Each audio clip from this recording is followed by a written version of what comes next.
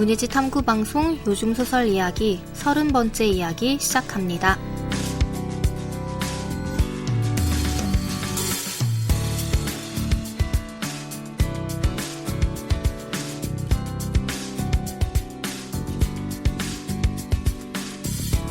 안녕하세요. 저는 KBS 일라디오에서 라디오 프로그램 제작하고 있는 이주영입니다. 네, 안녕하세요. 저는 해방촌에서 문학서점 고유서사 운영하고 있는 차경입니다.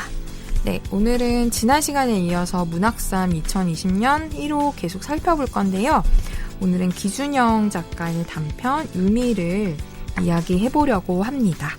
네, 저희가 지난 시간에 정영준 작가의 두부라는 작품을 소개를 해드렸는데 네. 이 같은 호에 실린 이제 소설인데 이 기준영 작가의 유미라는 작품도 유미가 강아지 개의 이름이기도 하죠. 가게의 네. 이름이기도 하지만 네. 그래서 두 글자 이름으로 된 귀여운 강아지의 이름으로 등장을 해서 사실 저는 좀 그거에 마음이 많이 끌려서 네. 두 작품을 소개작으로 뽑게 된 게 사실은 한 이후에 40% 되는 것 같아요. 네. 그러니까 작품 자체도 너무 그렇군요. 좋은데 네. 강아지가 등장을 해버리면 바로 뭔가 이렇게 그 소설에 지는 마음이 들어서 맞아요. 그리고 실제로 이 작품이 너무 따뜻하고 귀여웠어요. 네. 그리고 이 소설을 읽어보신 분들의 감상에 따라 아마 다르게 느끼실 수도 있는데 저는 그냥 이게 어떤 되게 재미있는 장편 소설의 도입부 같았어요. 그래서 이 인물과 이 유미라는 상점이 배경이 되는 이야기가 이 뒤에 얼마든지 상상력을 발휘하면은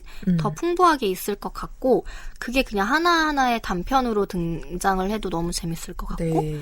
그 뒤에 제가 문학중계, 소설중계를 잠깐 읽었는데 어떤 분도 얘기하셨는데 나미야 자파점의 기적이라는 책을 네. 떠올리는 분도 있더라고요. 근데 저는 그 책을 읽지 않아서 모르겠는데 그게 조금 더 동화적일 수도 있을 것 같긴 네. 한데 그냥 갖고 있는 이미지가 이거는 훨씬 현실적인 이야기들이 있을 것 같아요. 네, 여기 네. 이제 줄거리를 설명을 해드리자면 유미라는 빈티지 상점인 거죠. 중고 물품들을 파는 곳인데 다양한 뭐 옷도 팔고 가방도 팔고 장식품도 파는 네. 굉장히 작은 곳인데 굉장히 귀여운 가게인 거예요. 손님들이 들어와서 사장님한테 쪽지도 남길 수 있고 소식지에 이제 소개가 실리는 그런 아주 작은 가게 같은데 점주인 중년 여성인 장도신이라는 인물이 등장을 해요. 네. 근데 너무 재밌는 게 이분은 여성이고 중년인데 노상강도를 손으로 때려잡은 인물로 이제 화제가 돼서 소개가 되기도 했고 이 유미라는 가게가 있는 곳에 이 동네에 이사를 온 가영이라는 이제 여성이 또 등장을 해요. 네. 그리고 가영은 그 지역 소식지에 이 가게가 소개된 거를 이미 읽고 갔었고 네.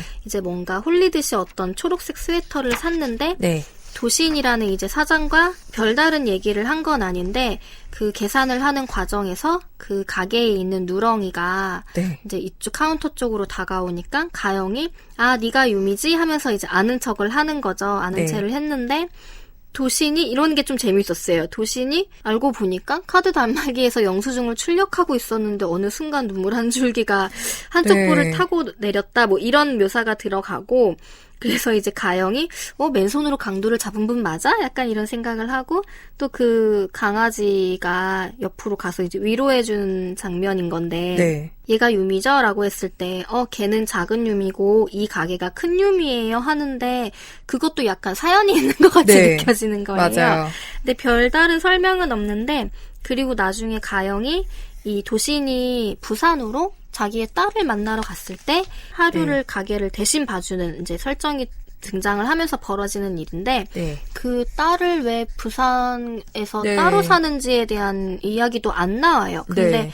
안 나온다고 해서 그게 이 이야기에 구멍이 있다라기보다는 조금 더 상상할 여지를 주고 이 가게에 어떤 아우라 같은 걸 만들어주는 거예요. 네. 그래서 이 점주인 도신에 대해 상상해보게 되고 이 가영이라는 여성도 왜 이사를 왔는데 뭐 학생일 수도 있겠지만 가게를 하루쯤은 봐줄 수 있는 상황? 그러니까 일을 하는지 아닌지 그런 네. 거? 근데 취업 준비생인 준비생인 거죠. 것 같죠. 입사시험 네. 1차 결과에서 떨어졌다는 걸 보니까. 그러니까 어떤 배경으로 이 가영의 삶도 스토리가 있는지 그런 것들이 좀 궁금한 거예요. 네. 근데 이제 설명을 굳이 여기서는 하지는 맞아요. 않는데 그냥 이 여기에 계속 등장하는 인물 그리고 어떤 어린아이가 이제 단골로 주인공으로 등장을 하기도 하고 네. 그리고 가영이 가게를 보던 날 어떤 남자가 와서 자기가 지난번에 왔을 때 서류 가방을 하나 봤는데 그 가방이 다시 있냐고 찾고 그 이유가 그 가방 안에 무엇을 흘린 것 같다. 그리고 그거를 찾아주게 되는 과정인 건데 그게 네. 너무 또 귀엽게 전개가 돼요. 그 잃어버린 것이 어떻게 발견이 되게 되는데 그게 너무 센스 있게 처리가 된 것 같아서 네. 그런 것들이 사랑스럽더라고요. 네. 그래서 좀 짧은 소설인데 어떤 분위기가 되게 상상해 볼 수 있는 뭔가 따뜻한 상점의 이미지가 그려지고 그 저희가 저번에 다뤘던 기준영 작가의 소설은 오히려 좀 공포 소설 같은 네, 게 하나 있었잖아요. 맞아요. 문학동네에 실렸던 거. 그래서 이 작가는 참 어떤 소설 안에서 하나의 세계의 분위기를 자아내는 거를 정말 잘하는구나라는 생각을 했어요. 맞아요. 그때 제목 사치와 고요. 네네네. 그게 약간 그래서 작가 자체가 되게 다양한 장르를 소화할 수 있을 것 같은 느낌? 그리고 근데 확 다른 스타일이라기보다는 네. 인물에 대한 이야기나 스토리를 전개하는 방식은 어쩌면 하나의 스타일일 수도 있는데 그 소설의 톤이나 분위기를 지배하게 만드는 거? 그런 설정이 되게 촘촘한 것 같아서 작가의 다른 이야기들도 자연스럽게 궁금해지는 그런 소설이었습니다. 근데 생각해보니까 전혀 그 사치와 고요랑은 다른 소설이라고 생각했는데 또 진짜 어떻게 생각하면 약간 맞닿은 부분이 약간 그 중간들이 없어요. 그러니까 네. 왜 그때 사치와 고요에서도 저택으로 네. 이제 가정교사처럼 입주해 들어가는 네. 여성의 이야기였는데 그게 약간 웃으면 안 되는데 그게 약간 중간 과정 같은 게 없었잖아요. 네. 근데 굉장히 기묘한 상황들이 툭툭 펼쳐지거나 근데 그게 그냥 나름의 맛이 있는 그리고 약간 설명이 이렇게 친절하게 얘네가 왜 이래서 이런 기묘한 분위기를 갖게 됐는지 안 나오잖아요. 근데 생각해보니까 이 유미도 따뜻한 분위기인데 이 도신이라는 이름도 독특한 이 중년 여성 그 유미의 가게 주인이랑 가영이라는 이 친구랑 진짜 별로 설명이 없는데 네. 이 둘이 되게 온화한 느낌의 어떤 분위기를 만들어내잖아요. 맞아요. 근데 이게 이 따뜻함이 제가 기준영 작가의 편견이 있어서 그럴 수도 있지만 뭔가 의심스러운데 하는 생각이 저는 살짝 알고 보면 무슨 관계가 있나 과거가? 약간 의심스러운데 이게 그냥 마냥 따뜻할 리가 없는데 약간 저는 그 생각을 살짝 하긴 했었어요. 제가 기준영 작가에 갖고 있는 저만의 이미지인 것 같은데 약간의 의문스러움 같은 거? 네, 이게 그냥 이렇게 따뜻할 리가 없는데 꿍꿍이가 있어. 네, 저는 약간 그런 생각도 했는데 저는 그거를 이 가방을 찾으러 온 남자한테 느꼈어요. 왜냐면 그쵸? 이 남자가 다시 온다고 했는데 30분 내로 올게요 하고 둘이 이제 막 화기애애하게 차를 마시며 기다리잖아요. 네. 근데 오늘은 온종일 좀 이상한 날이네 하고 도신이 그 얘기를 듣고 말을 해요. 근데 부산 갔다 왔으니까 도신한테 무슨 일이 있는지 가영은 거죠. 모르는데 그냥 이렇게 하면서 웃어. 그러니까 어쩌면 이 남자가 이상한 상황을 펼칠 수도 있을 거야 라고 하고 상상이 되고 가영도 혹시 그때 도신이 때려잡은 강도와 연관된 사람인가? 이런 상상을 하면서 좀 그 도신한테 같이 기다리자고 한다든가 강도 잡던 실력 그거 제가 믿어보겠어요 하면서 둘이 농담을 하잖아요. 근데 또 도신이 얘기를 듣고 나니까 또 그러네. 믿음 그거 좋지요. 바람직하고. 아니 그러니까 약간 농담도 평범하지가 않아요. 근데 맨 끝에 문장이 너무 따뜻해요. 그들은 따뜻한 찻잔을 두 손으로 감싸들고 어두워진 바깥을 내다보며 아직 도착하지 않은 이날의 마지막 이야기를 기다렸다. 이건 되게 따뜻해. 그래서 막 그래서 잃어버린 그 시계 찾으러 온 남자가 무슨 얘기를 할까. 근데 저는 그리고 또 하나가 저는 사실 처음에 이 소설을 읽었을 때 끝에 이제 이날의 마지막 이야기를 기다렸다고 끝나서 이게 벌써 끝나? 이 생각이 들었거든요. 근데 그래서 이거 왜 이야기 하다 말아? 이렇게 됐는데 아까 말씀하신 잘 쓰여진 소설의 도입부 같다라는 얘기를 하시니까 약간 이해가 됐어요. 이 소설이 정말 도입부라면 훌륭하다. 여러 가지 약간 것들을 숨기고 있으면서 이런 떡밥들이 이렇게 여러 가지가 나와 있잖아요. 네. 그리고 그 남자가 그 시계에 대한 이야기를 하는 것도 기대가 되기도 하고 이 공간이 중고 상점이잖아요. 그래서 좀 다양한 이야기들이 사연이 얽혀 있을 것 같기도 하고 이런 사장한테 쪽지를 쓸 수 있는 구조 서비스? 독특하죠. 이것도 이 안에도 되게 많은 이야기가 있을 것 같고. 그리고 사람들이 이렇게 열심히 쪽지를 쓰나? 이런 생각이 그쵸. 약간 드는 거예요. 그리고 막 쪽지가 뭐 오늘은 몇 장밖에 없었다 하지만 저 생각보다 너무 많아가지고. 그러니까요. 4장이나 되고. 그리고 너무 귀여운 게 어떤 커플이 들어와서 사진만 실컷 찍고 이렇게 초콜릿만 주고 갔다는 것 자체도 네. 그냥 이 작은 상점에 드나드는 사람들의 이야기를 좀 궁금하게 만드는 게 맞아요. 있는 것 같아요. 그래서 네. 기본적으로 가영이나 도신이나 그리고 유미라는 이름의 강아지 네. 누렁이의 스토리도 궁금하기도 하고 네. 그냥 좀 아기자기한 매력들이 있는데 이 설정이 이 짧은 소설 안에서 끝나면 좀 아쉽겠다라는 생각이 들더라고요. 네. 그래서 혹시 뭐 연작이거나 그런 거를 확신할 수는 없겠지만 계속 써주시면은 너무 재미있게 읽을 수 있을 것 같아요. 그리고 그렇다고 해서 그냥 마냥 따뜻하기만 한 소설은 아닐 것 같아서 그럴 리가 없어요. 기준영 작가 그럴 리가 없어. 저는 저는 뭔가 센 걸 기대하고 있습니다. 이 남자 완전 깽판지 그러니까 이 58 반지를 끼는 게 맞아. 새끼손가락에 그것도 이상해요. 보통 맞아. 사람이 아닌 것 같아. 그쵸. 뭔가 네. 이 가영도 조폭의 네, 이미지를 또 그러니까요. 떠올리잖아요. 네. 근데 그 유미가 걔가 작은 유미고 큰 유미가 이 상점이잖아요. 근데 저는 처음에 살짝 착각한 부분도 있었어요. 그러니까 두 번째 읽었을 때 상점 유미의 간판은 옅은 노란빛이 감도는 하늘색으로가 첫 문장이잖아요. 네. 그래서 작은 유미가 강아지면 큰 유미가 상점인데 그러면 왜 큰 유미를 상점으로 했을까 생각하니까 그 중학생 딸이 유미일 일 수도 가능성이 있을 것 있는 같아요. 거죠. 맞아요. 근데 갑자기 좀 상상력을 막 발휘하다가 그 큰 유미 얘기를 하면서 도신이 눈물을 갑자기 흘리잖아요. 그래서 혹시 그러면은 그 딸인 큰 유미가 사망했나? 그 생각이 갑자기 든 거예요. 만나고 온 게 거짓말이야, 그럼? 그래서 부산에 있는 이유가? 그런데다가 갑자기 그 처음에 상점 유미의 간판이 노란빛이라는 얘기에 정말. 제가 약간 또 세월호 사건을 그냥 살짝 떠올리게 된 거예요. 근데 뒤를 보면 아닌 것 같아요. 왜냐하면 우리 딸도 그랬으면 좋겠는데 딸이 매사 너무 눈치를 봐 속상하다. 그래서 아닌 것 같아요. 그냥 만나고 온 느낌이 있어서. 네네네.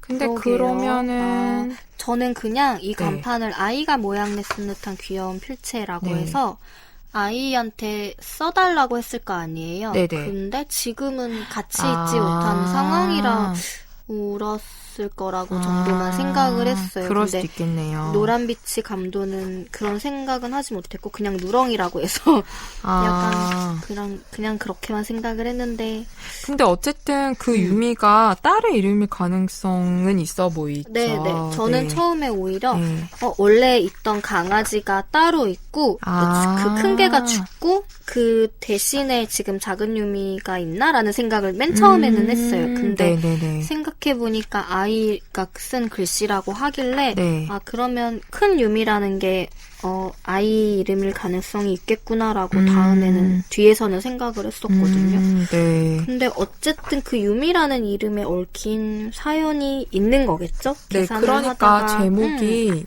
유미인 것 같은데 어쨌든 좀 궁금해요. 되게 평화로운 따뜻한 소설을 근데 읽은 것도 너무 오랜만이고 이런 느낌에. 네. 주영님 말씀도 맞을 수가 있는 게 왜 이름이 가게 이름이 유미잖아요. 네. 그리고 강아지 이름도 유미잖아요. 근데 그럼 사람들이 유미라는 말을 되게 많이 할 것 같은데 근데 이렇게 계산할 때마다 울 것 같지는 않은 것 같은 거예요. 사람들이 얘기를 꺼낼 때마다 아마 그리고 전 유미에 남기는 말이라는 이것도 좀 왜 그래, 하필이면 가게 이런 걸 할까? 사실 아무리 동네 가게라도 이런 식으로 메모를 막 써달라고 하진 않는데. 이 표현도 그렇긴 했어. 방명록 뭐 이런 것도 아니고 유미에 남기는 말 뭐 약간 그러네요. 그러고 보니까 그냥 떨어져 산다고 운다기보단 정말 죽었기 때문에 계속 울 수밖에 없는 거일 수도 있을 것 같긴 한 것 같아요. 근데 어쨌든 다양한 이런 추측 이나 독자가 상상해볼 수 있는 여지를 일부러 이렇게 많이 남기신 것 같고 그리고 왜 궁금해지네요. 그러니까 그런 설정들도 있긴 있잖아요. 캉탕도 그랬던 것 같은데 이승우 작가의 가까웠던 대상이 죽었는데 네. 주변에는 죽었다는 얘기를 이제 맞아요. 자기 입으로는 하지 않는. 네네. 그래서 마치 살아있는 것처럼 말을 좀 회피하는 그러니까 현재 진행형으로 얘기하는 거. 네. 과거의 사람이 아닌 것처럼 얘기하는 거. 그런 설정도 가능하긴 하겠네요. 근데 어쨌든 이 이야기는 아마 뒤에 이야기가 있어야 될 것 같은. 역시나 떡밥이 굉장히 저번에도 맞아요. 그러더니. 네, 사치여보에도 사실 떡밥 회수가 안 된 떡밥들이 네, 근데 그 있었잖아요. 소설은 그걸로 그냥 끝났죠. 네, 네, 뭐 네. 없겠죠? 네.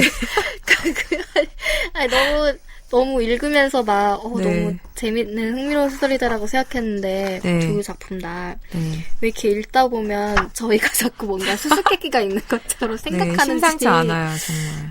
네. 되게 재밌는 것 같아요. 매력 있어요, 진짜 기준영 작가 작품은. 이런 생각을 하게 만드는 것 자체도, 그러니까 네. 엄청 그 떡밥이라고 얘기하는 게 다 그럴싸해서 그런 것 같아요. 네. 소설에 들어가 있는 맞아요. 설정들이 사소하게 들어가 있는 게 잘 없는 것 같아요. 그리고 그 아이가 결국엔 그 쪽지라는 또 그거를 잘 활용해서 네. 남자가 놓고 간 거를 어디에 있는지 가영이 알게 되는 게 네. 그 어린 아이가 쪽지에 남긴 게 작은 유미가 담요 속에 이 은메달을 숨겨놓은 걸 봤어요. 전 모른 척했어요라고 하는 이것도 너무 너무 귀엽잖아요. 귀엽죠. 네, 이걸 은메달이라고 생각했다는 거. 그리고 네. 강아지가 또 자기 방석에 묻어둔 네. 것도 너무 웃겨. 네. 물론 우연일 수도 있는데 그거 물고 들어갔을 네. 거라고 상상하니까 그러니까요. 너무 네. 귀여운 거예요. 네. 다양한 매력이 있는 네. 이번에 그 문학삼 작품은 저희가 4편 다 되게 재밌게 읽었잖아요. 네, 그중에. 깃털도 김숨 작가의 깃털도 정말 김숨 작가 그냥 그 자체인 저는 소설같이 저한테는 느껴졌고요. 맞아요. 그 이민진 작가의 풀에 네, 빠진 사람들도 그것도 재밌었어요. 약간 스타일들이 다른 게 4편이 모여 있는데 네. 그게 되게 각각의 읽는 재미가 있더라고요. 네. 저는 또 좋기도 한 게 읽을 때 일단 40매, 50매라는 생각을 하면 네. 가벼운 마음으로 들어갈 수 있는 부분이 저한테는 좀 있어서 네. 저희와 함께 같이 읽어주시면 고맙겠습니다. 네. 문예시 탐구방송 요즘 소설 이야기. 다음 시간에 이야기할 작품에 대해서는 요소야 SNS를 통해 미리 예고해드리겠습니다. 기준형 단편소설 유미의 일부를 경희님이 낭독해드리면서 저희는 다음 시간에 인사드리겠습니다. 들어주셔서 고맙습니다.